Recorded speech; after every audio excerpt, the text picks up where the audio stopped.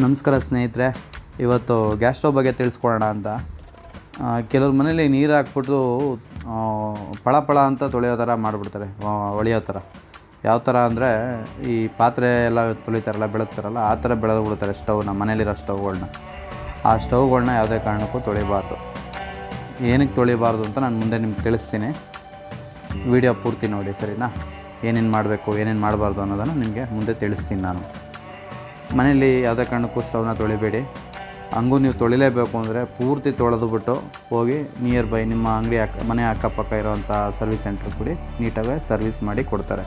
ಒಂದು ಸಲ ಸರ್ವಿಸ್ ಮಾಡಿದ್ಮೇಲೆ ಯಾವುದೇ ಕಾರಣಕ್ಕೂ ತೊಳಿಬಾರ್ದು, ಬರೀ ಒರೆಸ್ಕೋಬೇಕು. ಇವಾಗ ನಾವು ಇಲ್ಲಿ ಮಾಡ್ತಾಯಿದ್ದೀವಿ ನೋಡಿ, ಬರೀ ಒರೆಸ್ಕೋಬೇಕು ಅಷ್ಟೇ ಸ್ಟವ್ನ. ನೀವು ಪ್ರತಿದಿನ ಒರೆಸಿ, ಏನು ತೊಂದರೆ ಇಲ್ಲ. ತೊಳಿಬಾರ್ದು. ತೊಳೆದ್ರೆ ಏನು ತೊಂದರೆ ಆಗುತ್ತೆ ಅಂತ ನಾನು ಹೇಳ್ತೀನಿ ನಿಮಗೆ.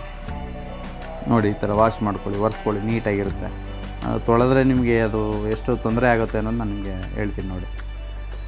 ನೋಡಿ, ಇದು ಸರ್ವಿಸ್ ಆಗಿದೆ. ಆಮೇಲೆ ನೋಡಿ, ಓಲ್ಗಳು ಬ್ಲಾಕ್ ಆಗಿರ್ತದೆ. ಎಣ್ಣೆ ನೀವು ಏನಾದರೂ ಎಣ್ಣೆ ಕರಿಬೇಕಾದ್ರೆ ಏನಾದರೂ ಅದು ಚೆಲ್ಲಿದಾಗ ಅದ್ರ ಓಲ್ಗಳೆಲ್ಲ ಬ್ಲಾಕ್ ಆಗಿರುತ್ತೆ. ಅದನ್ನು ಕ್ಲೀನ್ ಮಾಡ್ಕೊಳ್ಳಿ.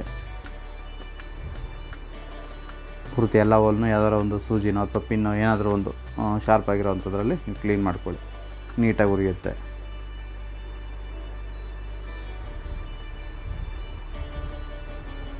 ಆಮೇಲೆ ಇನ್ನೊಂದು ನಿಮ್ಗೆ ಸಮಸ್ಯೆ ಗೊತ್ತಾಗ್ಬಿಡುತ್ತೆ. ಈ ನಾಬ್ಗಳು ನೀವು ತಿರುಗಿಸ್ತೀರಲ್ಲ, ಆ ನಾಬ್ಗಳು ಟೈಟ್ ಇರಬಾರ್ದು, ತುಂಬ ಸ್ಮೂತಾಗೆ ವರ್ಕ್ ಆಗಬೇಕು.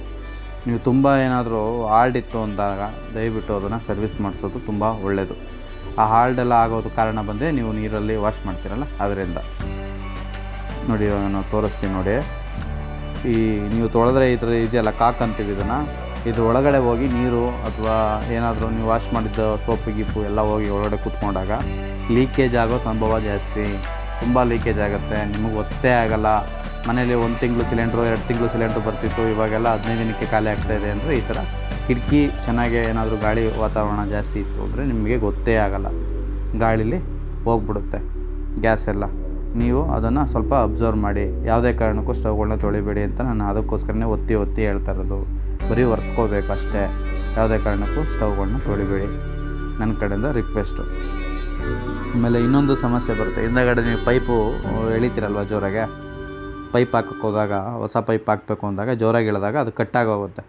ಅದು ನೋಡ್ಕೊಳ್ಳಿ ಒಂದು ಸ್ವಲ್ಪ. ಅದೇನೋ ಗೀಕೇಜ್ ಬಂತು ಅಂದರೆ ಅದನ್ನು ಚೇಂಜ್ ಮಾಡಿಸ್ಕೊಳ್ಳಿ. ಹತ್ರದ ಅಂಗಡಿಗೆ ಹೋಗ್ಬಿಟ್ಟು ಚೇಂಜ್ ಮಾಡಿಸ್ಕೊಳ್ಳಿ. ನೀವು ಮಾಡ್ಕೊಳ್ಳಿಕ್ಕಾಗಲ್ಲ. ಎಷ್ಟೊಂದು ಜನ ಸುಮ್ಮನೆ ಅದೊಂದು ಪೀಸ್ ತೊಗೊಬಂದು ನಾವೇ ಮಾಡ್ಕೋತೀವಿ ಅಂತಾರೆ, ಬಟ್ ಅದಾಗಲ್ಲ. ಆಮೇಲೆ ಅವರೇ ಬಂದು ಮಾಡಿಸ್ಕೊಂಡು ಹೋಗ್ತಾರೆ. ದಯವಿಟ್ಟು ಅದನ್ನೊಂದು ಹುಷಾರಾಗಿ ನೋಡ್ಕೊಳ್ಳಿ. ಲೀಕೇಜ್ ಬಂದುಬಿಡುತ್ತೆ ಅದು ಏನಾದ್ರು ಗೋಡೆ ಟಚ್ ಆದಾಗ, ನೀರಿಗೆ ಬಿದ್ದಾಗ ಆ ಥರ ಆಗುತ್ತೆ. ಇಷ್ಟೇ ಸ್ನೇಹಿತರೆ.